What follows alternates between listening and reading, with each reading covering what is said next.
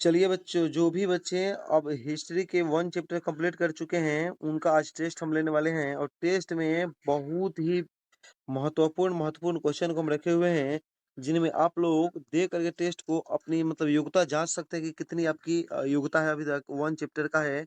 और जो भी बच्चे इस मतलब क्वेश्चन को नहीं कर पा रहे हैं, कहीं न कहीं उनको दिक्कत तो होने वाली है एग्ज़ाम में, इसीलिए आप लोग इस चैनल को सब्सक्राइब कीजिए और दबा करके शेयर कीजिए और बच्चों में शेयर कीजिए ताकि उनको जानकारी हो सके कि कोई एक ऐसा यूट्यूब चैनल भी है जो आपको उस एग्ज़ाम लेवल की तैयारी कराता है। चलिए, तो हम ध्यान देते हैं एक चैप्टर में और आगे बढ़ते हैं। ध्यान दीजिएगा पहला क्वेश्चन क्या है? आप लोग इसे कमेंट करेंगे तो हम एक चैप्टर को भी पढ़ा देंगे एनालिसिस करके, लेकिन हम इसमें सिर्फ क्वेश्चन को लेकर के आए हुए हैं। है कि राष्ट्रवाद की अवधारणा किसके साथ जुड़ी होती है? ऑप्शन 1 है केवल संस्कृति की पहचान के साथ, केवल भौगोलिक क्षेत्र के साथ, साझा इतिहास एवं संस्कृति और राजनीतिक एकता के साथ, केवल भाषा के साथ। देखिए, राष्ट्रवाद की जो भावना होती है, सबसे पहले राष्ट्रवाद समझने की कोशिश करते हैं। राष्ट्रवाद की जो भावना होती है, अपने देश के प्रति चेतना और विकास की भावना होती है। अपने देश के प्रति अपने देश के प्रति चेतना और विकास की भावना को ही राष्ट्रवाद कहा गया है। तो वह है कि केवल संस्कृति की पहचान, केवल तो नहीं हो सकता है। देखिए यहाँ पे ऑप्शन नंबर सी करेक्ट लिखा हुआ है। साझा इतिहास, संस्कृति और राजनीतिक एकता के साथ ही देश के क्या होता है, राष्ट्रवाद की अवधारणा को हम लोग मतलब रिलेट कर सकते हैं। जहाँ साझा इतिहास होगा, संस्कृति होगा, अपनी राजनीतिक एकता होगा, तही ना राष्ट्रवाद की बात होगा। मान लीजिए राजनीतिक एकता ही नहीं है तो राष्ट्रवाद कहाँ से होगा? कोई दूसरी पार्टी दूसरी बात बोल रहा है, तीसरी पार्टी तीसरी बात बोल रहा है, तो यहाँ पे राष्ट्रवाद थोड़ी ना है। देश के प्रति तो अब नेता हो तो देश के प्रति मतलब विरोध भी कर देता है लोग। चलिए आगे हम बढ़ते हैं 2 चैप्टर में। 2 नंबर क्वेश्चन पे सॉरी देखिएगा यहाँ पे ध्यान दीजिएगा। 2 नंबर क्वेश्चन हमारा है कि फ्रांसीसी क्रांति कब हुई थी? ये कौन बच्चा नहीं जानता कि फ्रांसीसी क्रांति 1789 में हुई थी। हालाँकि जो भी हम आपको क्वेश्चन दे रहे हैं टोटल का टोटल एनसीईआरटी बेस्ड है। एनसीईआरटी जानबे करते हैं एग्ज़ाम में कितना ज़रूरी है एनसीईआरटी। एनसी एनसीईआरटी, ठीक है? यहाँ पे ध्यान दीजिएगा क्योंकि एनसीईआरटी बहुत ही ज़रूरी है। एनसीईआरटी नहीं आया आप लोग को यदि पढ़ने और बनाने, तो समझिए कि आप लोग नहीं कर पाएँगे एग्ज़ाम में बढ़िया, इसीलिए आगे हम बढ़ पाते हैं, ठीक है? चलिए तो यहाँ पे इसका आंसर 1789 होता है। आगे बढ़ते हैं, ध्यान दीजिएगा यहाँ पे अगला क्वेश्चन है फ्रांसीसी क्रांति के दौरान फ्रांसीसी नागरिकों के लिए कौन से अधिकार दिए गए थे? देखिए, ऑप्शन में केवल शिक्षा का अधिकार था, गलत बात है।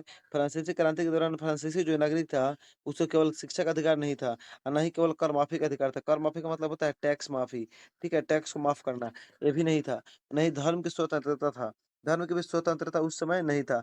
उनको उस समय समानता, स्वतंत्रता और भ्रातृत्व के भाव से रहना पड़ता था लोगों को और वही अधिकार फ्रांसीसी क्रांति के दौरान फ्रांसीसी नागरिकों को दिया गया था। ठीक है? तो इसका ऑप्शन सी सही हो जाएगा। समानता, स्वतंत्रता और भ्रातृत्व। आगे बढ़ते हैं, ध्यान दीजिएगा। यदि आप लोग संस्कृत नहीं पढ़े होंगे तो जाकर के इस चैनल पे पढ़ सकते हैं, वहाँ पे हम पढ़ा दिए हैं संस्कृत के लगभग 2-3 गो चैप्टर वहाँ से आप कवर कर सकते हैं। और बेस्ट तरीक़ा से। अगला है क्वेश्चन कि जर्मनी का एकीकरण किसने शुरू किया? ऑप्शन है फ्रांस ने, इटली ने, नीचे ऑप्शन और भी 2 है लेकिन हम आपको आंसर बता देते हैं, प्रसा ने शुरू किया था। किसने शुरू किया था? प्रसा ने। जर्मनी के एकीकरण में जो मतलब मेन रूप से जो रोल निभाया था उसका नाम था प्रसा। प्रसा एक देश है, ठीक है? ऑप्शन में यहाँ पे सी नंबर पर है भी, प्रसा। तो याद रखिएगा, जर्मनी के एकीकरण में मूल रूप से कौन भाग निभाया था? प्रसा ने। आगे बढ़ते हैं, ध्यान दीजिएगा, आगे बढ़ते हैं तो। अगला क्वेश्चन है इटली के एकीकरण में किस व्यक्ति की महत्वपूर्ण भूमिका थी? देखिए ऑप्शन आपका नेपोलियन है, ऑप्शन आपका मेटरनिक है जो ऑस्ट्रिया का चांसलर था। कहाँ का चांसलर था? ऑस्ट्रिया का। देखिए हम ऑस्ट्रिया यहाँ पे थोड़ा मिस्टेक कर गए हैं, ऑस्ट्रिया ऐसे नहीं उनका नहीं होना चाहिए यहाँ पे। ठीक है? ऑस्ट्रिया ऑस्ट्रिया का चांसलर था कौन? मेटरनिक। ऑप्शन में एगो बिस्मार्क जिन्होंने रक्त और लौह की नीति अपनाई थी और एक है गैरीबाल्डी। तो सबसे जो महत्वपूर्ण भूमिका निभाई थी, सबसे महत्वपूर्ण भूमिका निभाई थी वो गैरीबाल्डी निभाई थी और ये पेशेंस बेचारा नाविक था। एमवीवीए क्वेश्चन है, आप याद रखिएगा। गैरीबाल्डी पेशेंस क्या था? नाविक था बेचारा, ठीक है? और नाविकों ने इटली के एकीकरण में बहुत ही महत्वपूर्ण भूमिका निभाई थी। आगे हम बढ़ते हैं, ध्यान दीजिएगा क्वेश्चन पर। 6 नंबर हमारा क्वेश्चन है, आप लोग अभी तक बताइए कि 5 में कितना कर पाएँ? 5 में आप लोग ईमानदारी से बताइएगा क नंबर तक कर पाए हैं, 5 में कितना कर पाए, ठीक है?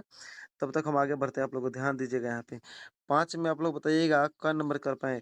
4 नंबर सही हुआ, 4/5 है, कि 3/5 आया, कि 2/5 आया, कि सब गलत हुआ, कि सब सही हुआ? ये तो बताइए बिल्कुल।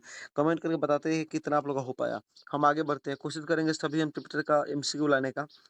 6 नंबर जो क्वेश्चन है वहाँ पे देखिएगा, 6 नंबर क्वेश्चन है 1848 की क्रांति का मुख्य उद्देश्य क्या था? है कि नए कर लगाना, राजशाही को मजबूत करना, कि लोकतंत्र और राष्ट्रवाद को बढ़ावा देना, कि उपनिवेश का विस्तार करना? देखिए 1848 की क्रांति हुई थी, 1848 की क्रांति इसका मुख्य जो उद्देश्य था, वो था लोकतंत्र और राष्ट्रवाद को बढ़ावा देना। लोकतंत्र और राष्ट्रवाद को बढ़ावा देना था 1857 की क्रांति का मुख्य उद्देश्य, ठीक है? याद रखिए यहाँ पे।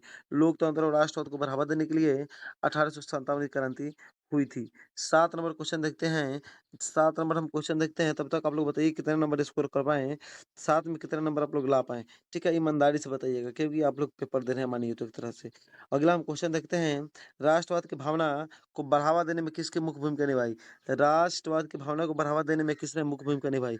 ऑप्शन है राजा महाराजा ने, सैनिक ने, मध्यम वर्ग ने, किसानों ने। यहाँ पे आपको जानकारी के लिए हम बता देते हैं, यहाँ पे आपको हम जानकारी के लिए एक चीज़ बताना चाहेंगे कि क्वेश्चन में कि राष्ट्रवाद की भावना को बढ़ावा देने वाला किसने मतलब इसमें महत्वपूर्ण भूमिका कोई निभाया तो होगा ज़रूर। उसमें निभाया था मध्यम वर्गों ने। किसने? मध्यम वर्गों ने राष्ट्रवाद की भावना को बहुत बढ़ावा दिया था इन लोगों ने। देखिए बड़े-बड़े जो लोग होते हैं उनको राष्ट्रवाद की मतलब ही नहीं रहता है। लेकिन जो मिडल फैमिली होता है ना मिडल फैमिली, वो हर चीज़ के लिए लड़ता है। ठीक है?